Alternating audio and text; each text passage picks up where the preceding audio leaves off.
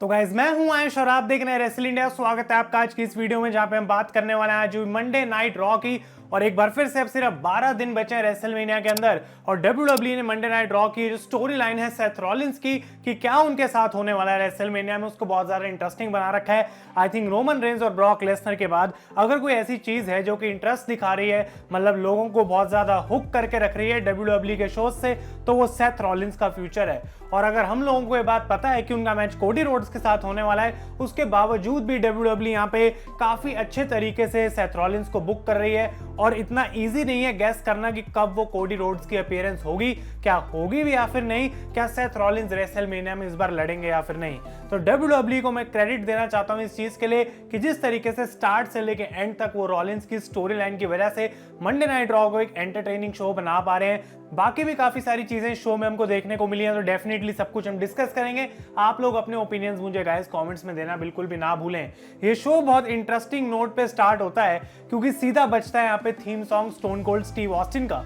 और लोग सबसे पहले ऑब्वियसली यही सोच रहे थे कि भाई आखिर क्या स्टोन कोल्ड रॉ में आ गए हैं, शिकागो इलिनॉय में रॉ हो रही थी, क्या एक बड़ी मोमेंट हो सकती है। लेकिन बाहर आ जाते हैं केविन ओवेंस और उन्होंने भाई अपने पूरा जो सर है उसको कवर कर रखा होता है, तो ऐसा लग रहा था कि ये कौन गंजा बंदा है। वो टी शर्ट पहन के रखते हैं यहाँ पे स्टोन कोल्ड की, बिल्कुल उनके तरीके से ड्रेस हो रखे हैं, उनका नी पैड लगा हुआ है, उनकी शॉर्ट्स उन्होंने पहन रखी हैं और क्राउड उनको जो बू करता है, ये बहुत ही टिपिकल मोमेंट थी।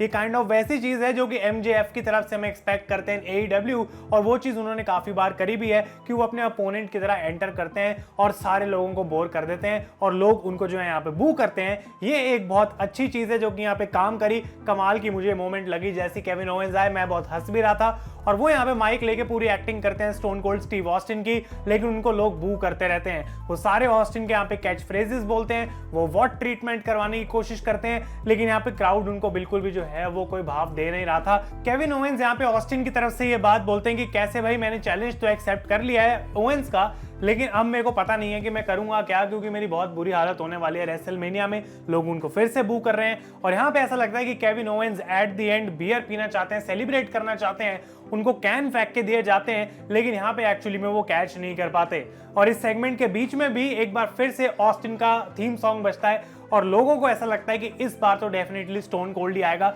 लेकिन 2 बार केविन ओवेंस ने ट्रिक कर दिया यहाँ पे क्राउड को, जो कि बहुत कमाल की चीज थी। मुझे बहुत एंटरटेनिंग वही लगा पूरे सेगमेंट के अंदर। और जब ओवेंस से बियर कैच नहीं होती तो वो इस बंदे को अंदर बुलाते हैं रिंग में, उसकी बेइज्जती करके कि भाई तुम शिकागो से होगे इसलिए तुम्हें यहाँ पे बियर का कैन फेंकना नहीं आ रहा, तो मुझे आके तुम ये चीज रिंग में दो। और वो बियर यहाँ पे पीते नहीं है, स्टनर लगाते हैं इस बंदे को और उसके ऊपर सारी बियर फेंक देते हैं। Excellent segment by Kevin Owens. और मैं ये बात बोलना चाहता हूँ कि डब्ल्यूडब्ल्यू जिस तरीके से केओ शो की एक रेसलमेनिया में होने वाली बड़ी सेगमेंट को बुक कर रही है, उसके पीछे स्टोरी लाइन दिखा रही है और बिना स्टोन कोल्ड के अभी तक यहाँ पे आए इतना कुछ हमें देखने को मिल गया है, एब्सोल्युटली अमेजिंग। और मैं यही बोलना चाहता हूँ कि डब्ल्यूडब्ल्यू ने गाइस यहाँ पे एक अच्छा काम करा है। इसके बाद हम बात करें तो सेथ रॉलिंस आ जाते हैं मैच के बीच में और उनका माइक ढंग से चल नहीं रहा होता, लेकिन वो फिर से वही बोलते हैं कि मैं चुप नहीं होऊंगा, ये शो आगे नहीं बढ़ने दूंगा जब तक मेरे को पता नहीं लग जाएगा कि मैं रेसलमेनिया में क्या करने वाला हूँ। वो बैकस्टेज सोनिया डेविल और एडम पियर्स को भी जाके यही बात बोलते हैं कि भाई मुझे कुछ ना कुछ तो चाहिए, तो वो कहते हैं हम देखते हैं कि हम क्या कर सकते हैं। लेकिन जिस मैच के बीच में सेथ रॉलिंस आए वो था the Mysterios against Dolph Ziggler and Robert Roode, यानी कि द डर्टी डॉग्स। और मिज यहाँ पे गाइस कमेंट्री पर बैठे हुए थे। मिस्टीरियोस इस मैच को एट द एंड जीत जाते हैं और मैच के बाद मिज यहाँ पे अटैक करते हैं रे मिस्टीरियो को और उनका मास्क भी उन्होंने यहाँ पे छीन लिया है। तो बेसिकली बैक स्टेज सेगमेंट में मिज एक्सप्लेन करते हैं कि लोगन पॉल बचपन में बहुत बड़ा फैन था रे मिस्टीरियो को, उसको हमेशा से जो है उसका मास्क चाहिए था और यहाँ पे आज वो चीज मैंने लोगन पॉल के लिए कर ली है और हम मिस्टीरियोस को रेसलमेनिया में हराएंगे। और मैं डेयर करता हूँ कि next week Logan Paul Raw पे आए और रे मिस्टीरियो का मास्क मुझे पहन के दिखाए। तो डेफिनेटली थोड़ी डिसरिस्पेक्ट यहाँ पे द मिस्टीरियोस की हुई, जिसका काइंड ऑफ एक मतलब बनता है कि शायद वो रेसलमेनिया में गाइस जीतने वाले हैं। अगली चीज की हम बात करते हैं गाइस, तो 2 बड़ी बातें आज हमें रॉ पे अनाउंस करके बताई गई हैं, जिसमें से पहली ये कि नेक्स्ट वीक के शो पे रोमन रेंज और ब्रॉक लेसनर दोनों अपीयर होने वाले हैं। जी हाँ, जबकि ये स्मैकडाउन के सुपरस्टार्स हैं, इनको रॉ पे लाया जा रहा है, कुछ ना कुछ बड़ा होगा उनकी फ्यूड के रिगार्डिंग और उसके बाद स्मैकडाउन में भी कुछ हमें देखने को मिलेगा। इंटरेस्टिंग हो सकता है काफी। और फाइनली 1-2000 साल बाद हमें पता लग चुकी है बात कि वीर महान जो है उनका डेब्यू होगा the night after WrestleMania on Monday night raw, यानी कि अप्रैल 4। तो अगर आप लोगों को लग रहा था वो बंदा कभी वापस आएगा नहीं, कभी मंडे नाइट रॉ पे होगा नहीं, उससे पहले उसको फायर कर दिया जाएगा, तो ऐसा है नहीं, क्योंकि he is coming to Monday night Raw on April 4। इसके बाद हम बात करते हैं तो एजे स्टाइल्स आ जाते हैं रिंग के अंदर और वो कहते हैं कि जब से एज ने मुझे अटैक करा है, मैं अपनी इंजरी से डील कर रहा था और मैं अपनी फैमिली से, अपने बच्चों से ढंग से बात भी नहीं कर रहा था, उनके साथ टाइम भी नहीं स्पेंड कर रहा था क्योंकि मैं एज के बारे में सोच रहा था। और लास्ट वीक एक बार फिर से एज रॉ पे आया, उसने अपना मुंह बहुत चलाया, उल्टी सीधी बातें मेरे बात में बोली। तो कहते हैं बेसिकली जो पिटबुल एजे स्टाइल्स एज को चाहिए वही मैं उसको रेसलमेनिया में दूंगा और इस बार मैं पीछे हटने वाला हूं नहीं क्योंकि I am going to destroy Edge at WrestleMania. तो बेसिकली एज को यहाँ पे कॉल आउट करते हैं, लेकिन एज तो नहीं, बाहर आ जाते हैं सेथ रॉलिंस और सेथ रॉलिंस कहते हैं देखो एजे, तुम्हारे को एक इंजरी हुई है, तुम्हें घर जाके रेस्ट करना चाहिए और मैं तुम्हारा लोड शेयर करता हूं। तो ये बेसिकली एक प्रपोजल था सेथ रॉलिंस की तरफ से, जैसे लास्ट वीक उन्होंने केविन ओवेंस को दिया था कि भाई मैं तुमसे आज एक मैच लड़ता हूं और अगर मैं तुम्हें हरा देता हूं तो मैं एज को चैलेंज करूंगा, तुम्हें रिप्लेस कर लूंगा in this segment. Obviously Kevin Owens की तरह एजे स्टाइल्स को भी ये बात चाहिए नहीं थी, उनको पसंद नहीं आई, लेकिन बाहर आते हैं एडम पियर्स और सोनिया डेविल और वो इस मैच को ऑफिशियल कर देते हैं और कहते हैं कि ये लास्ट चांस है सेथ तुम्हारे पास, अगर तुम्हें रेसलमेनिया के लिए कोई मैच चाहिए। तो मेन इवेंट के लिए ऑफिशियली इस मैच को गाइस कंफर्म कर दिया जाता है। अच्छा प्रोमो था एजे की तरफ से ऑन एज, जिनका रोल बाद में हमें गाइस इस शो में देखने को मिला।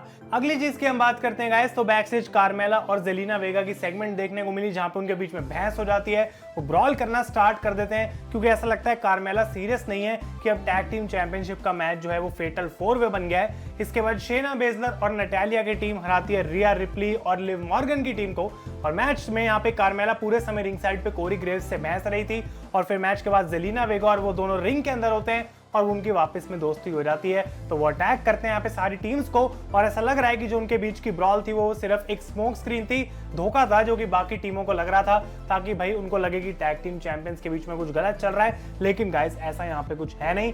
इसके बाद बेकी लिंच आ जाती है रिंग के अंदर और आई डोंट नो गाइस इस स्टोरी लाइन में क्या चल रहा है क्योंकि बताया जा रहा है कि बियांका को इंजरी है और उसकी वजह से पता नहीं है कि वो अब नेक्स्ट कब वापस आ पाएंगी, क्या वो रेसलमेनिया में होंगी भी या फिर नहीं। तो बेकी यहाँ पे प्रोमो कट करती हैं और एक बार फिर से लोग उनकी तरफ ध्यान नहीं दे रहे थे, उनको बू कर रहे थे, बेकी सक्स की चैंट हो रही थी। इनफैक्ट मैं यहाँ पे इतना अपना इंपैक्ट भी नहीं डाल सकता, कुछ बोल भी नहीं सकता कि एग्जैक्टली बेकी ने प्रोमो में बोला क्या है क्योंकि वही सेम घिसी पिटी चीज एक बार फिर से बेकी की तरफ से सुनने को मिली। आई डोंट नो कि WWE क्या सोच रही है, लेकिन ये जो करंट कैरेक्टर है बेकी लिंच का बिल्कुल काम नहीं कर रहा, उनको उसको चेंज करना पड़ेगा आफ्टर रेसलमेनिया प्रोबेबली जहां पे वो अपना टाइटल हारेंगी। तो बेसिकली वो यही कहती हैं कि भाई बियांका अगर तुम रेसलमेनिया में आ गई तो मैं तुम्हें वहां पे भी एक बार फिर से डिसरिस्पेक्ट करूंगी and you are going to lose to me at WrestleMania और मैं किस हद तक जा सकती हूँ ये तुम्हें अभी तक पता है नहीं। तो बेकी लिंच को लोग पसंद नहीं कर रहे हैं and her promo again was not that good guys. इसके बाद बात करते हैं तो फिन बैलर का मैच होता है ऑस्टिन थ्योरी के साथ और यहाँ पे रिंग साइड पे स्पेशल कमेंटेटर आए हुए थे पैट मैकेफी, जो कि पूरे मैच में इंटरफेयर तो कर रहे थे लेकिन रूल्स के अकॉर्डिंग उनको बताया गया है कि भाई ऑस्टिन थ्योरी को तुम फिजिकली अटैक नहीं कर सकते। तो बार बार उनको डिस्ट्रैक्ट कर रहे थे, इंटरफेयर कर रहे थे और eight the and Finn Balor यहाँ पे एक रोल अप लगा के ऑस्टिन थ्योरी को हरा देते हैं इस मैच में। तो इस बार पैट मैकेफी को अपर हैंड मिला। नेक्स्ट वीक क्या देखने को मिलेगा गाइस वो देखना इंटरेस्टिंग है, लेकिन फिर से मैं यही बात बोलूंगा कि इस छोटे से मैच के लिए जिसमें शायद लोगों का उतना इंटरेस्ट भी नहीं होगा, WWE थोड़ा टाइम लगा रही है और उसके पीछे कुछ स्टोरी दिखाने की कोशिश कर रही है। I will be looking forward to this match. इसके बाद हमें Raw tag team champions RK Bro का मैच देखने को मिलता है अगेंस्ट अल्फा अकेडमी, जहां पे अल्फा अकेडमी का काफी देर तक जो है मोमेंटम था, लेकिन एट द एंड देखने को मिलता है कि रिडल अपनी टीम के लिए विक्ट्री ले लेते हैं। मैच खत्म होते ही ओटिस जो है यहाँ पे अटैक करते हैं रिडल को भी और रैंडी ऑर्टन को भी, और जब फाइनली वो अपना फिनिशर लगाने वाले होते हैं ऑन रिडल, यहाँ पे स्ट्रीट प्रॉफिट्स आ जाते हैं बाहर और वो अटैक कर देते हैं गाइस दोनों ही टीम्स को। तो इस बार स्ट्रीट प्रॉफिट्स को अपर हैंड मिला है और एक ट्रिपल थ्रेट मैच ऑफिशियल कर दिया गया है फॉर रेसलमेनिया, यानी कि street profits Alpha Academy will go against RK Bro for the Raw Tag Team Championships। एक अच्छा मैच हो सकता है डेफिनेटली गाइस, क्राउड के लिए मस्ट वॉच रहेगा। और इसके बाद ये 24/7 चैंपियनशिप जिसके लिए मेरा कोई इंटरेस्ट नहीं है, तो मैं 5 सेकंड में आपको इसका बस रिजल्ट बताऊंगा। डेना ब्रुक और रेजी की टीम ने एक बार फिर से टमीना स्नुका और अकीरा टोजावा को हरा दिया। कोई इंटरेस्ट नहीं है इस टाइटल में मेरा। आई डोंट नो अभी भी क्यों इसको इतना पुश करा जा रहा है। क्या यूएसए नेटवर्क वाले जो एक्चुअली आइडिया लेके आए थे उनको अभी तक रियलाइज नहीं हुआ कि कितना ये बकवास है? I don't know. लेकिन मेन इवेंट की हम बात करते हैं, Seth Rollins versus AJ Styles. What a fantastic match. मतलब जिस तरीके से इन दोनों ने यहाँ पे performance the, I think 10-12 minute का ये मैच रहा होगा कमर्शियल्स अगर हम हटा दें, और आई थिंक कि इन्होंने ऑलमोस्ट एक रेसलमेनिया लेवल का ही मैच दे दिया। बस कमर्शियल्स थी, क्राउड शायद उतना अच्छा नहीं था, लेकिन कमाल का बैक एंड फोर्थ मैच था। एंड तक समझ नहीं आ रही थी कि होने क्या वाला है, और ऑब्वियसली हमें कहीं ना कहीं ये बात पता थी कि रॉलिंस हारेंगे, उनका मैच तो कोडी के साथ है और इस टाइम पे एजे वर्सेस एच WWE खराब नहीं करेगी, लेकिन कैसे वो उस पॉइंट तक पहुंचेंगे वो गाइस देखना इंटरेस्टिंग था। और यहाँ पे हमें देखने को मिलता है कि एजे स्टाइल्स को सेथ रॉलिंस पहले पावर बॉम्ब लगाते हैं, लेकिन उनको रिवर्स करा जाता है, और उसके बाद जब एजे स्टाइल्स जाते हैं यहाँ पे for the phenomenal four arm, पीछे से एज आके स्टील चेयर से अटैक करते हैं एजे स्टाइल्स को। तो सेथ रॉलिंस जो कि एक्चुअली वो मैच हारे नहीं, डिस्क्वालिफिकेशन से इस मैच को हार गए, और अब उनकी रेसलमेनिया मोमेंट फिर से डिस्ट्रॉय हो गई है। एज तो वहां से चले जाते हैं, एजे स्टाइल्स नीचे गिरे हुए हैं, लेकिन रॉलिंस को यहाँ पे बहुत ज्यादा गुस्सा आता है। वो अनाउंसर्स टेबल पे चढ़ के कहते हैं दिस इज बुलशिट, और इसको WWE ने बिल्कुल इस बार सेंसर भी नहीं करा, जो कि बहुत मुझे वंडरफुल लगा, बढ़िया लगा। और सेथ रॉलिंस का एग्रेशन बिल्कुल कमाल का था। वो कहते हैं कि नेक्स्ट वीक में मंडे नाइट रॉ होने ही नहीं दूंगा जब तक मुझे अपनी रेसलमेनिया मोमेंट नहीं पता लग जाती कि क्या होने वाली है। वो अनाउंसर्स टेबल को डिस्ट्रॉय करते हैं, बैरिकेड को, रिंग पोस्ट को, और गाइस इस तरीके से मंडे नाइट रॉ खत्म होती है। I think next week could be the week जब कोडी हमें यहाँ पे देखने को मिलेंगे। बहुत बार मंडे नाइट रॉ में कोडी रोड्स की चैंट हुई थी, और जब रॉलिंस कन्फ्रंट कर रहे थे एजे स्टाइल्स को, उन्होंने बोला भी सेगमेंट में कि रूमर्स तो भाई बहुत फैलते हैं, कोडी की चैंट सुन के उन्होंने बोला, लेकिन एक्चुअली में जब तक सच में मुझे अपनी मोमेंट पता नहीं लग जाती, मैं रियलिटी में ही डील करना चाहता हूं। तो उन्होंने रिस्पॉन्ड जरूर करा उन चैंट्स को, and is next week the week जब कोडी गाइस हमें WWE में फिर से देखने को मिलेंगे।